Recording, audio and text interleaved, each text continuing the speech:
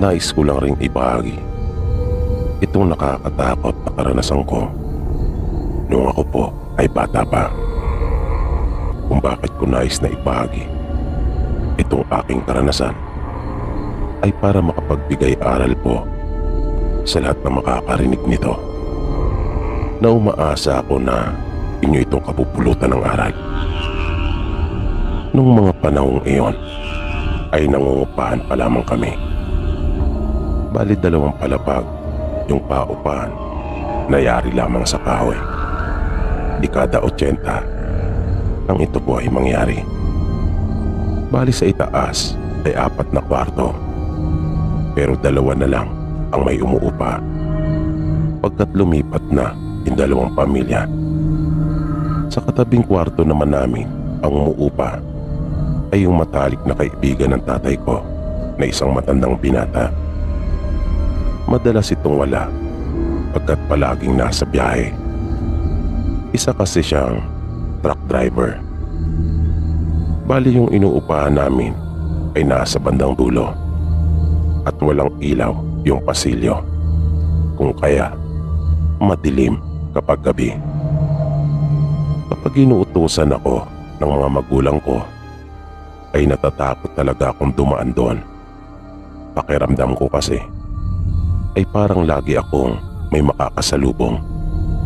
Kung minsan naman naiisip ko na baka bigla na lang bumukas yung pinto ng mga bakanting kwarto at pagkatapos ay bigla na lang akong haplutin. Kaya ang ginagawa ko, binubuksan ko yung pinto ng inuupahan naming kwarto at kinakalangan ko para magbigay ng konting liwanag kahit papaano doon sa may pasilyo. At tumatakbo talaga ako kapag dumaraan doon.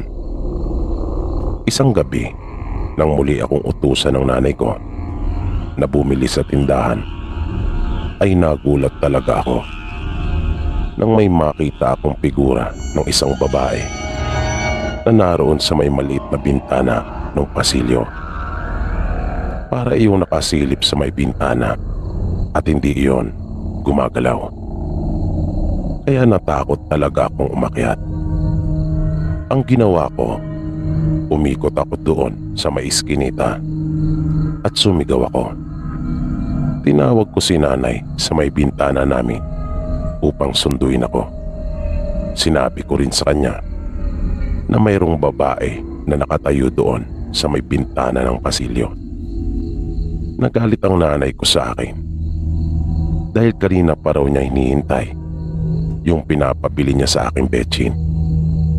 Pero sinundo niya pa rin ako doon sa may hagdanan. Pinagalitan niya ako at sinabing wala namang babae na naroon. At doon siya nakatayo mismo sa kung saan ko sinabi na may babae. Pagpasok namin sa loob ay pinagsabihan niya ako na iwasan ko ng manood ng mga palabas sa telebisyon dahil kung ano-ano na raw yung pumapasok sa isipan ko. Gustuin ko mang ipaglaban at ipagpilitan kung ano yung aking nakita, ay hindi naman ako binigyan ng pagkakataon ni nanay. Kung kaya, nanahimik na lang ako. Minsan, nang magkaroon ng pagpupulong yung mga guro namin sa paaralan, ay maaga kaming pinauwi. Sa takot ko na umakyat doon sa bahay namin, ay minabuti ko na lang na makipaglaro muna sa mga kaibigan ko sa labas. Hanggang sa makaramdam na ako ng gutom. Sinubukan ko pa yung tiisin pero makalipas lang ang halos 1 oras ay hindi ko na talaga kinaya. Kaya naisip kong umakyat na doon sa inuupahan namin. Naisip ko na bahala na. Nilakasan ko yung aking loob. Pero nang nasa harapan na ako ng hagdan, ay bigla akong natigilan. Nagdalawang isip ako. Bigla akong kinabahan. Kaya bumalik ako at niyaya ako yung isang kaibigan na magmerienda. Para hindi niya ako asarin at kantsawan, hindi ako nagpalata na natatakot ako, kung kaya nagpasama ako sa kanya. Nang nasa harapan na kami ng pintuan nung inuupahan namin, ay nagmamadali ko nang kinuha yung susi na nasa aking bulsa at binuksan yung kandado. Nang nakapagmerienda naman na kami, ay nagpaalam na siya sa akin at bababa na raw siya. Hindi ko naman na siya pinigilan pa at hinatid ko siya sa harapan lang ng pinto namin. At isinara ko na kaagad yung pinto. Makalipas ang ilang minuto, bigla ako nakarinig ng mga yabag. Tumayo ako at hininaan ko pa yung TV para marinig ko yung mabuti. At totoo nga yung aking narinig. Mga yabag iyon na para bang nagpapabalik-balik doon sa may pasilyo. Nung una ay para lang iyong naglalakad, pero habang tumatagal ay tumatakbo na iyon.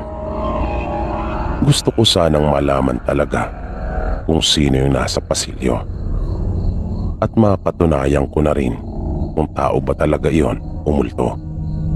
Pero natakot ako.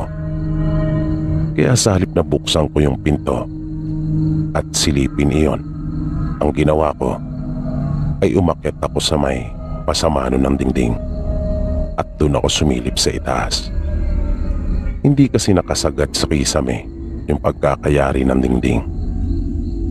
May mga kahoy lang na inilagay na magkakatabi na siyang nagsisilbing mga harang sa puwang noon sa itaas. At nagulat talaga ako pagkat wala akong nakitang naroon sa may pasilyo. Kaya takang-taka talaga ako at nangilabot dahil patuloy ko pa rin naririnig yung mga yabag. Mabilis akong bumaba at nagpunta sa may sala.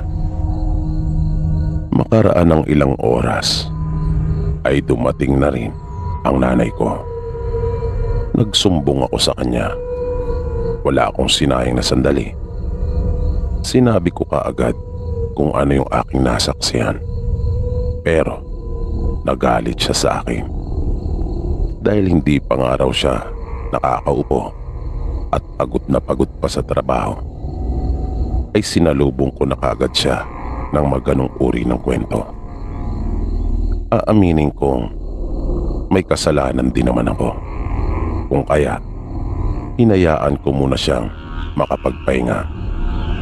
Pero nang muli kong ulitin sa kanya yung tungkol sa kababalagang nangyayari doon sa inuupahan namin, ay hindi pa rin ito naniwala at pinagalitan ako. Sumama talaga ang loob ko. Hindi ko talaga maintindihan kung bakit ayaw niya akong pakinggan at paniwalaan. Palagi niyang iginigit sa akin na ilang taon na kaming nakatira doon at minsan ay wala naman daw siyang naramdamang ganon o nakakita man lamang ng kakaiba tulad ng mga sinasabi ko. Ang totoo, napaisip din ako nang marinig kong lahat ng iyon. Hindi ko rin alam kung bakit nga bigla na lang nangyari ang mga bagay na iyon. Dati-rati naman kasi ay wala akong nakikita o nararamdamang kakaiba. Kaya hindi ko alam kung ano ang pinag-ugatan o bakit nagsimula yung mga kababalagan na iyon sa inuupahan namin. Hanggang sa bigla akong maalaala yung nangyari sa akin. Isang buwan kasi bago ang mga kaganapang iyon ay nahulog ako doon sa hagdan. Mataas yung hagdan, mga 12 baitang din siguro. Napilayan ako noon at dinala ako nila nanay sa kilalang manghihilot sa lugar namin na si Ma'am Tony. Mabait si Ma'am Tony. Puto lang isang paa nito, kung kaya madali mo siya makikilala. Habang hinihilot niya ako noon, ay may itinanong siya sa akin. paano raw akong nahulog doon sa hagdan namin. Sinabi ko naman sa kanya na natalisod ako, kung kaya nawala ako sa balanse at dumiretso ako doon sa hagdan. Nakita ko tumango-tango siya, pero parang hindi siya naniniwala sa mga sinabi ko at napabuntong hininga pa nga siya. Kaya naisip ko nung gabing iyon, habang pinapagalitan ako ni nanay, na baka may kinalaman yung pagkakahulog ko doon sa may hagdan. At baka may alam din si Mang Tony sa mga nangyayari.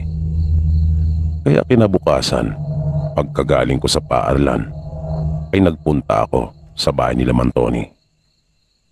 Naabutan kong may nagpapagamot sa kanya, kung kaya matyaga ako naghintay.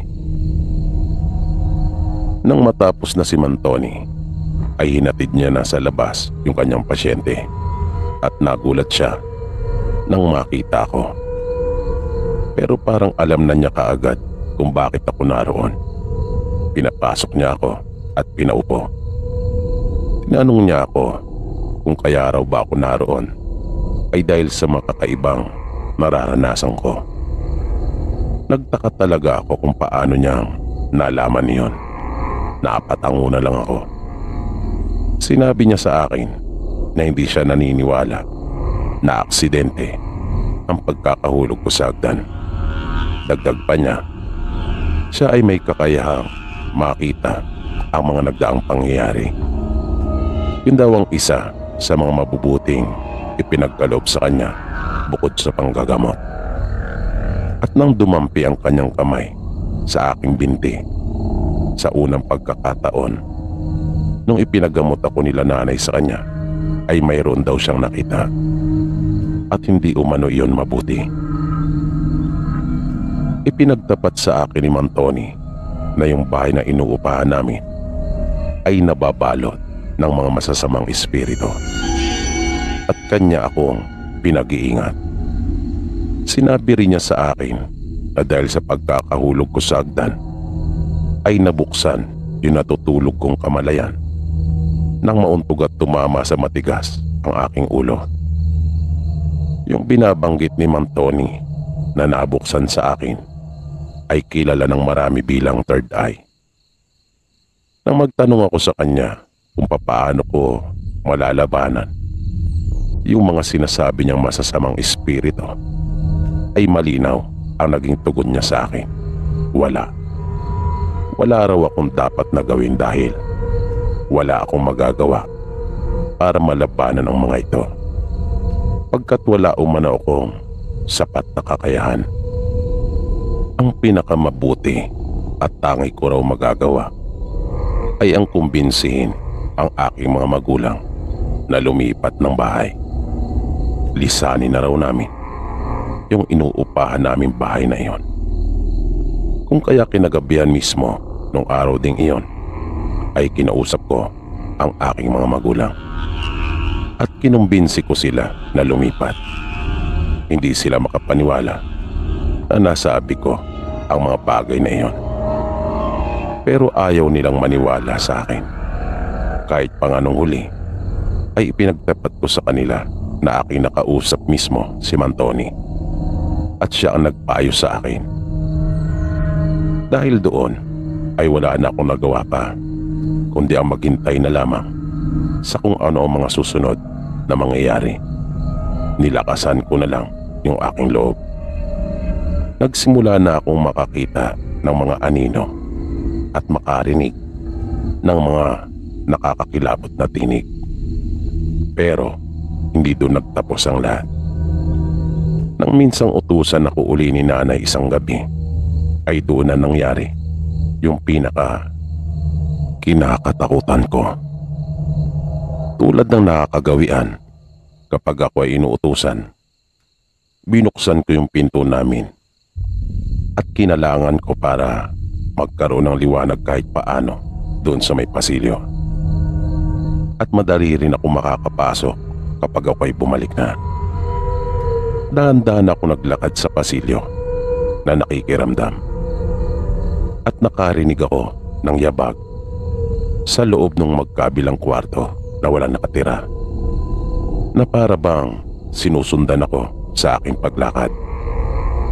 Nang bigla na lang may humawak sa aking binti, kung kaya napasigaw talaga ako ng malakas at bigla akong kinaladkad sa pasilyo. Pero wala akong ibang nakikita na naroon. Maya-maya ay sumilip si nanay sa may pinto at nakita niya akong hinihila na sa may pasilyo. Napatakbo siyang bigla at sinubukan akong hawakan, pero nahuli na siya pagkat naramdaman kong naroon na ako sa may hagdan. At iyon ang huli kong natatandaan. Tumama ang ulo ko sa may baitang at nagdilim na ang buong paligid. Nang magkamalay ako ay naroon na ako sa ospital sa Pasig, nakilala noon bilang Rizal Provincial Hospital. May benda na ako sa ulo at may mga gasa ako sa binti at braso. Ilang araw din pala ako nawala ng malay at nakatulog. Nakita kong umiiyak si nanay nang lumapit sa higaan ko. Panay ang paghingi niya sa akin ng tawad dahil hindi niya ako pinaniwalaan. Hinanap ko sa kanya si tatay. Sinabi niya sa akin, abala daw ito sa paghahanap ng bagong bahay na aming malilipatan. Nang lumabas ako sa ospital, ay niyaya ko mga magulang ko na bumisita sa lugar namin dati. Hindi para puntahan yung dati naming tinitiran, kundi para bumisita kay Mang Tony at magpasalamat. At may ginawa sa akin si Mang Tony nang kami ay magkita. Kanya akong hinulaan. Sinabi niya sa akin na sa pagsapit ko ng 17 ay mayroon ako matutuklasan na kakaibang kakayahan. At nasa akin na raw ang pagpapasya kung akin iyong tatanggapin at tatakin ang landas ng panggagamot o hindi. At nagkatotoo nga ang kanyang mga sinabi. Dahil nang tumuntong na ako ng 17 ay nagumpisa na akong makakita ng mga pangitain, mga pangyayaring magaganap pa lang sa hinaharap. Namangha ako nung una, pero habang lumilipas sa mga araw ay bigla ako nakaramdam ng takot. Hindi ko yun kinaya. Dahil kapag nangyayari iyon ay parang naroon ako mismo, na habang nagaganap ang mga nakakakilabot na pangyayari ay naroon ako at kabahagi mismo. Kaya kapag may sinasabi o ikinakwento sa inyo ang inyong mga anak, ay matuto po tayong makinig at maging maunawain. Lawakan natin ang ating mga pangunawa sa kanila bago pa mahuli ang lahat.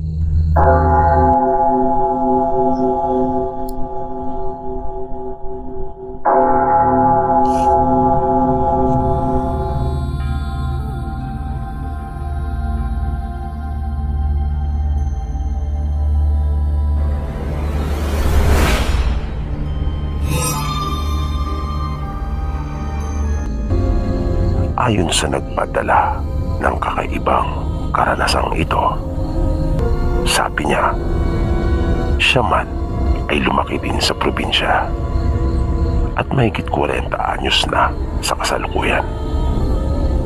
May ilan siyang mga naranasang nakakatakot nung siya ay nasa probinsya pa. Isa na rito ay nung maiwan silang magkakapatid sa bahay nang magpunta ang kanilang mga magulang doon sa kanilang kaanak sa kabilang bayan.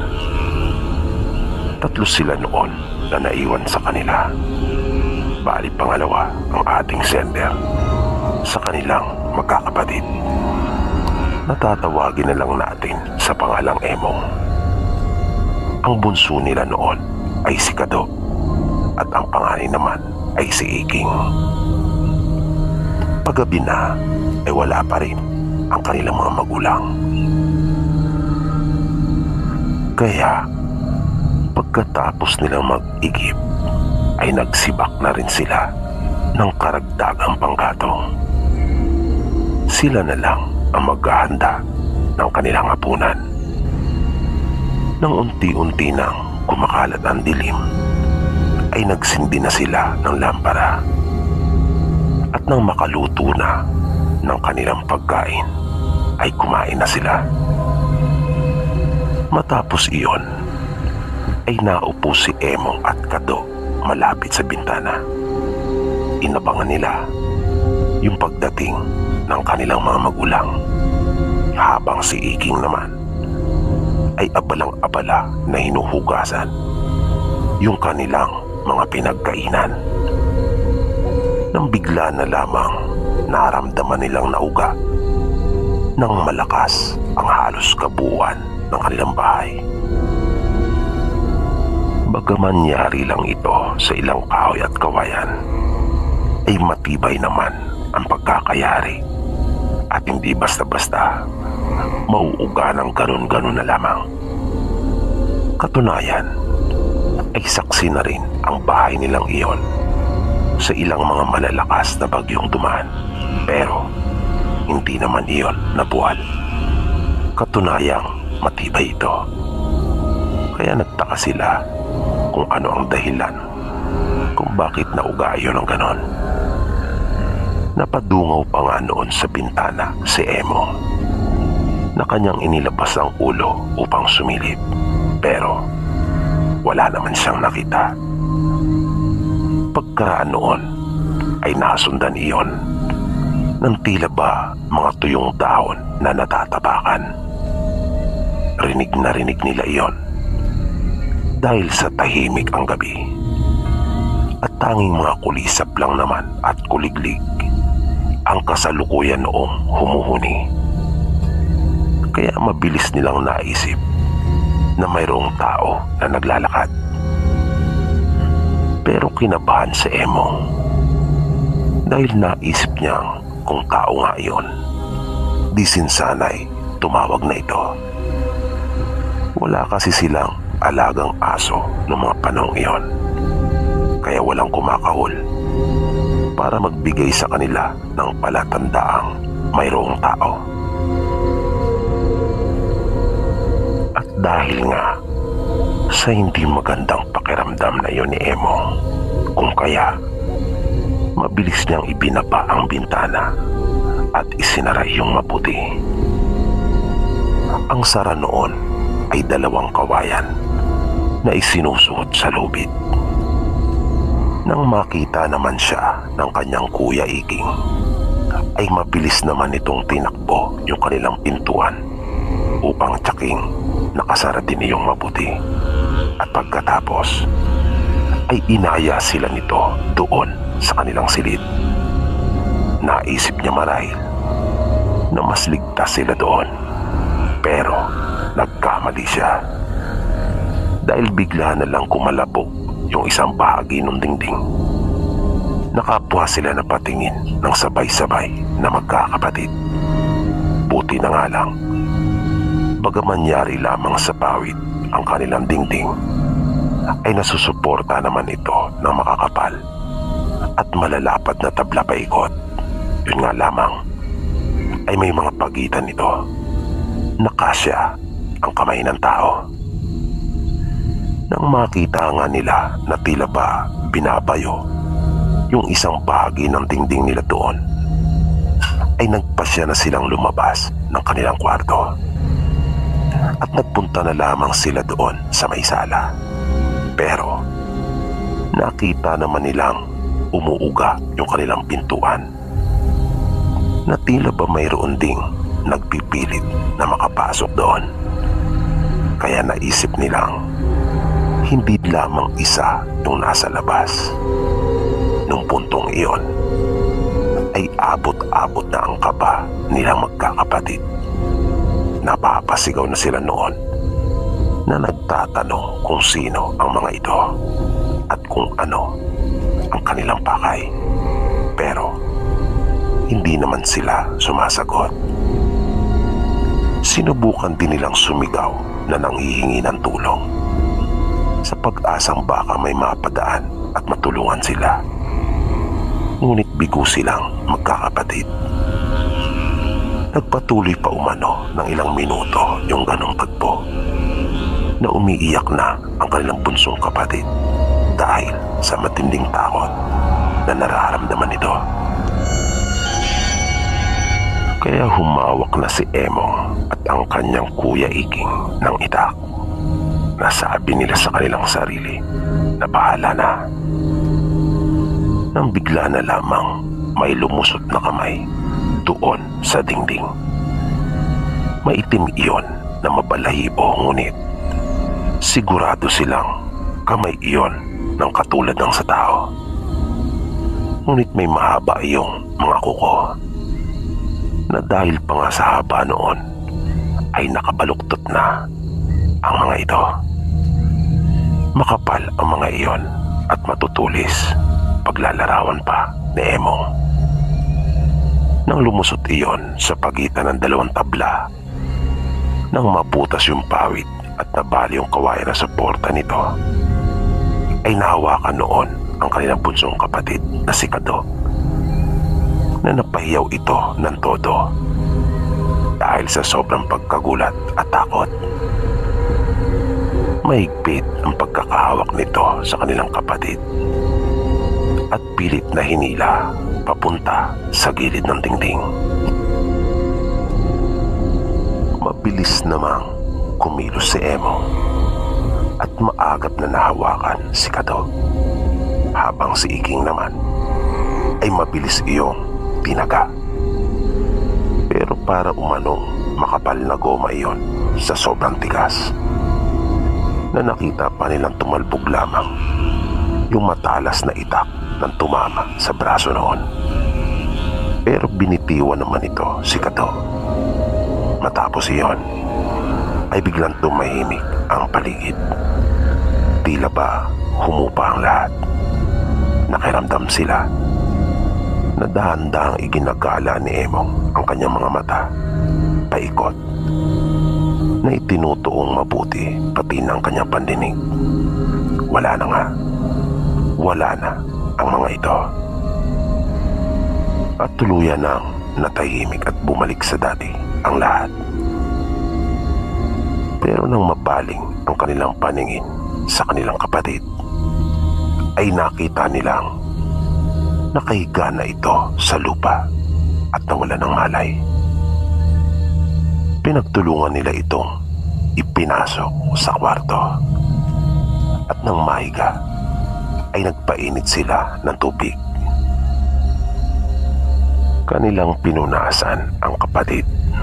Napansin nilang humihinga naman ito at mayroong pang pulso. Naisip nilang marahil ay dala lamang ng matinding takot na naranasan ito, kung kaya bumigay at nawala ng malay.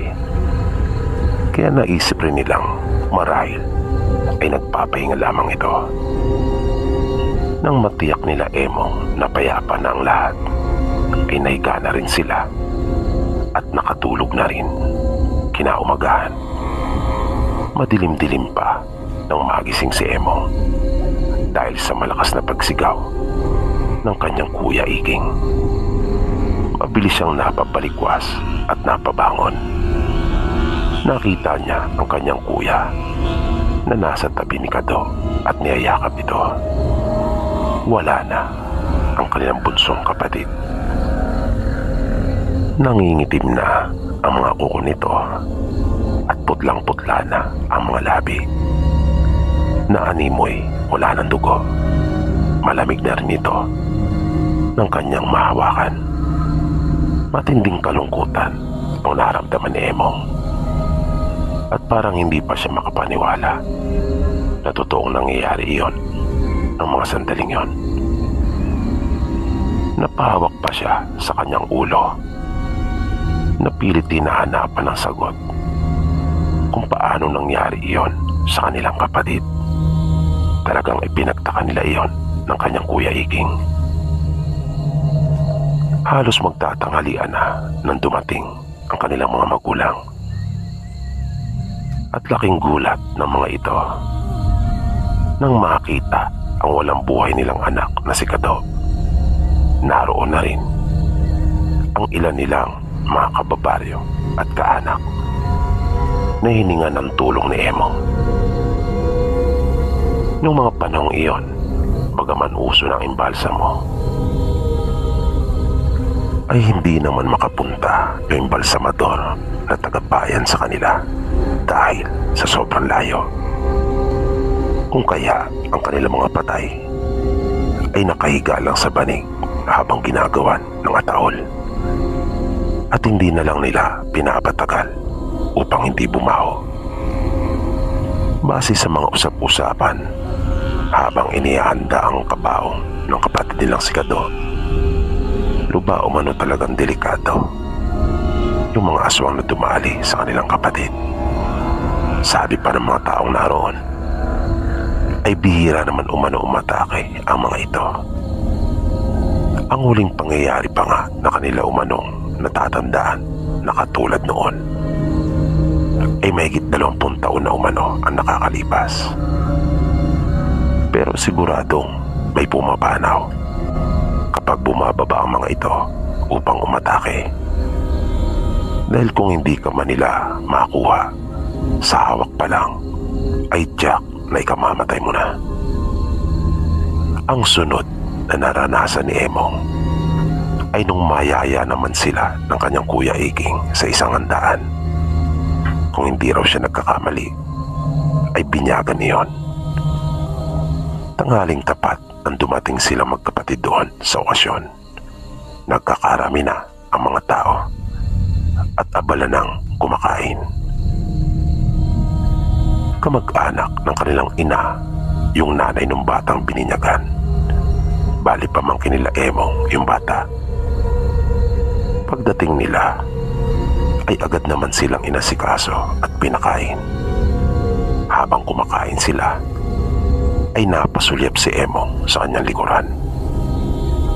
Hindi rin niya alam kung ano nagtulak sa kanya upang gawin iyon. Basta naisipan lang niyang lumingon sa kanyang likuran. At doon niya nakita ang isang di pa naman katandang babae na nakatayo at tinitigan siya ng masama. Sa palagay ni Emong ay kanina pa talagang nakatitig sa kanya habang siya ay nakatalikod. Kaya ipinagtaka niya iyon dahil sa hindi naman niya ito nakikilala. Ang totoo nga ay noon pa lamang niya ito nakita. Binawi niya yung kanyang pagkakatitig sa babae at ibinalik na ang atensyon sa pagkain. Di na lang niya pinansin iyon.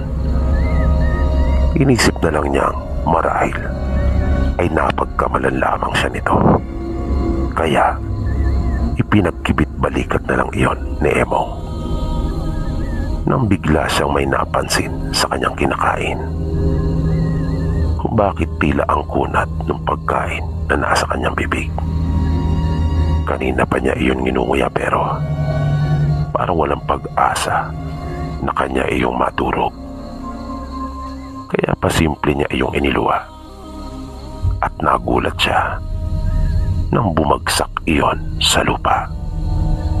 Sigurado siya sa kanyang sarili na balat iyon ng tao. Sariwa iyon at tila sa parting ari iyon nagmula, kung kaya napakakunat. Napatayong bigla si Emong at nang marating niya ang kasagingan ay pinilit niyang dukutin ang lalamunan upang sumuka. Napahawak siya sa isa sa mga punong naroon habang inilalabas ang kanyang kinain. Habang patuloy siya sa ginagawang pagsuka ay napansin niyang may paparating. Nakita niya yung mga paang papalapit sa kinaroroonan niya at nang mag-angat siya ng kanyang muka ay bagya pa siyang napatras nang makita ang babae na nasa kanyang harapan. Nakakatakot ang mga mata nito na ang liit ng itim na bilog at ngumisi ito na nakakaloko. Kung kaya lumitaw yung mga sira-sira, marumi at nabubulok na mga ngipin nito. at inalis pa nito yung nakapandong na belo sa kanyang ulo. Kung kaya, tumambad kay Emong yung parang naaagnas na ulo nito na mayroong malaking sugat at tila ba nalalagas ang kanyang mga buhok. Dahil sa mga nakita ay naapatakbo si Emong pabalik doon sa handaan. Niyaya niya ang kanyang Kuya Iking na umuwi na sila. Na ipinagtaka naman ng isa at tinanong siya kung bakit. Sinabi naman ni Emong na tsaka na lang niya sasabihin. Ang mahalaga raw ay ang makaalis na sila mula roon. Pero hindi pumayag si Iking, kung kaya wala ding nagawa si Emong kundi ang manatili doon at hintayin ang kapatid na balak pa yatang makipag-inuman, kung kaya ayaw pang umuwi. At gano'n na nga ang nangyari.